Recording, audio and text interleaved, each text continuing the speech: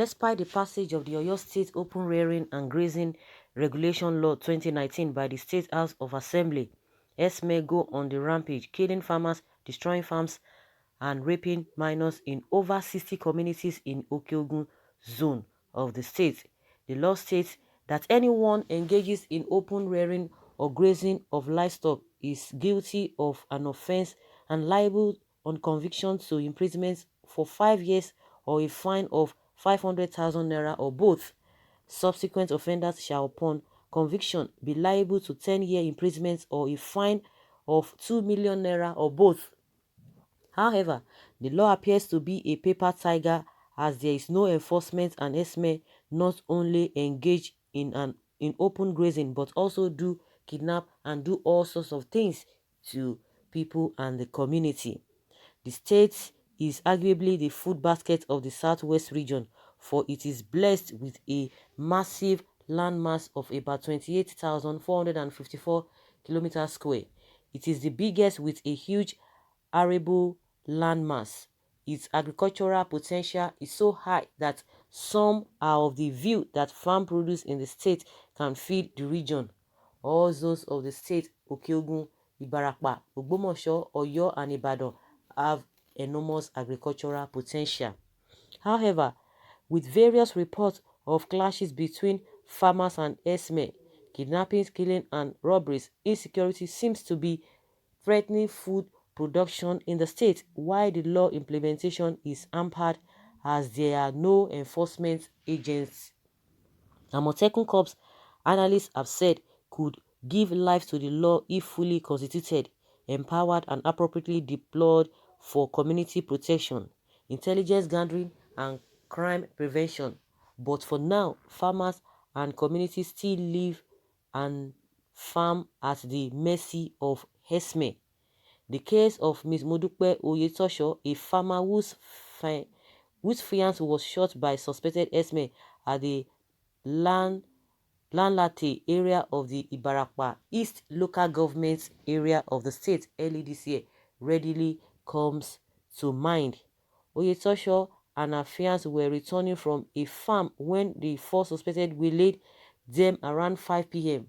while the fiance was attempting to maneuver his way to escape the attack. One of the gunmen reportedly shot him. The owner of Smart Farm narrated her ordeal. The bullet hit He said, the bullet hit my fiance at the back of his head. I didn't know what to do as the blood was rushing out of his head. I thought I could save him, so I attempted applying pressure to stop the blood, but I couldn't do it because the car, which was still in motion, was about to hit a tree. After managing to stop the vehicle, the assailant reportedly caught up with Miss Oyetosho, whisked her away into a nearby forest, and abandoned her fiance, who later died. She narrated that while in the forest, the kidnappers tied her hands, and one of them used the rope to pull her, while another one hit her from behind anytime she slowed down. When I slumped, they beat me and pulled me up. I had to summon the strength to run with them as it was raining, she added. Apart from Oyetosho, many farmers in the state complained of how Dsm are disrupting their farms. In Igbora, a 36-year-old man, Idris Aderinto, was murdered in the presence of his wife while harvesting cassava he purchased from a farmer. His wife explained that the suspected Dsm killed him after he challenged them not to graze on the acquired cassava farm. In Okeogun zone, a 39-year-old farmer in the area, Mr. Timothy Oluleke, a father of 3, who cultivates maize, yam, cassava, and others, who stays at Secretary Okeogun area, recounted his ordeal in the hands of cattlemen. He said, I plant maize, yam, cassava, and other crops. The Dsm destroyed about 2 acres of my farm. It should be about 500,000 naira. That is how they have been wreaking havoc. Last year, it was the same story. They devoured my farm amounting to 700,000 naira. I'm not the only one affected at a Shekpeteri. It happens to numerous farmers. When it happened, we reported them to the Nigeria Security and Civil Defense. They took action, but the action did not bring any results. The Dsm denied responsibility for the act. We warned them not to do that again. Since then, they have not been coming. They are Fulani Dsmen, he said. Mr. Fatai Teslim Balogun, whose farm is located at a Olorun Da Onoara local government area of the state, shared his experience with the Guardian.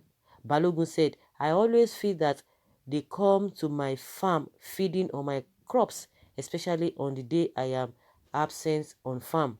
So the last time they came, I was on the farm, hearing the sound of the cattle from the other end of my farm. I went there and saw the cattle grazing on my maize farm. I tried to get the herdsmen for about 5 minutes.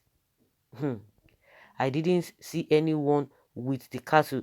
Then I chased them away, but not quite long, another set of cattle came from another direction, grazing again on my maize farm. They were like 100 cattle with no one with them. In Ogbomoso zone, clashes between farmers and herdsmen are recurrent, following clashes that usually erupts between the farmers and cattle herders of Ikoyi, Ile, Orire local governments area of the zone. Residents recently threatened to resolve to self-help if the Oyo state government failed to protect them from suspected herdsmen terrorizing their community. One of the victims, Usman Daudu, whose farm produce was destroyed by the herders, said that 20 acres of his farmland planted with maize, yam and tomatoes were destroyed by the herdsmen, and he was injured on the head with machete while trying to chase them away. He said, they have not stopped the attacks on our farms. We have pleaded with them several times, yet they didn't yield. They are Bororo because our Fulani neighbors are not violent. They are Bororo. Okay. Another victim, Dominic Begbi, said he was inflicted with 40 machete cuts while trying to defend himself from the herders who invaded his farm with their cattle and destroyed his farm produce. The Babalaje of Agbe and Secretary of Idera Agbe Farmers Association, Orire Local Government Branch, Chief Oyekola Joseph, alleged that there had been repeated attacks calling for urgent interventions from the state government before the issues would get out of control. He said, we don't know what to do because if we revenge, it might lead to bloodshed. We want the government to help us. Herders cut off the hands of one of our workers working on his farm. They destroyed our farm produce. Another farmer was attacked with a machete and 2 of our minors were also raped. The Onikoyi of Ikoyile, Obabdo Yekin Ati Lola Oladipupo 4, said that he had made several futile attempts to ensure peaceful coexistence between the farmers and the herders in the area. We have tried to resolve the issue many times, but it is difficult to separate farmers and herders. We have been living together for a while. I have taken a lot of steps on the matter to find a lasting solution, but it seems my efforts were not fruitful. I have had a series of meetings with all the community leaders around me. In fact, I even had meetings with the Assistant Inspector General of Police in Oshogbo together with the Commissioner of Police, and they assured me that peace would reign, the monarch said. So guys, you've heard it all. What do you think? Please leave your comment below and let us know your thoughts.